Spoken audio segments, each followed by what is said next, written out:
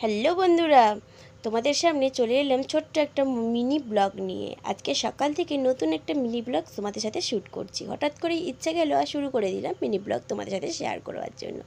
সকাল সকাল পুজো দেওয়া হয়েছে, তো ঠাকুরের স্থান থেকেই তোমাদেরকে ভিডিওটা শুরু করছি। তো ঠাকুরের ফুল দিয়ে পুজো দিয়ে হয়ে গেছে, সেটা দেখিয়ে এখন চলে এসেছি চা বানাতে। তো চলো চাটা খেতে খেতে বিস্কুটটা রাখতে রাখতে তোমাদের সাথে ভিডিও শেয়ার করতে, চাটার মধ্যে বিস্কুটটা কীভাবে পড়ে গেল দেখো।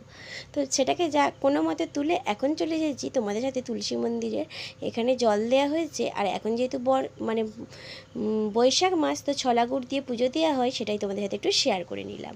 তো এখন এসেছি মাঠে, আর মাঠে এসে সুন্দর প্রকৃতিটা তোমাদের সাথে শেয়ার করবো না তাই কখনো হয়? তো অর্জুন এসেছে আমার সাথে। তো চলো এখন বাড়ি গিয়ে করতে হবে দুপুরের রান্নাবান্না। তো দুপুরে কী রান্না করবো বলো তো? আজকে হচ্ছে চিকেনের ঝোল। তো সেটা তোমাদের সাথে শেয়ার না করলে হয়? আলুগুলো প্রথমে ভেজে নিলাম, তারপরে চিকেনগুলো ধুয়ে রেখে দিয়েছি।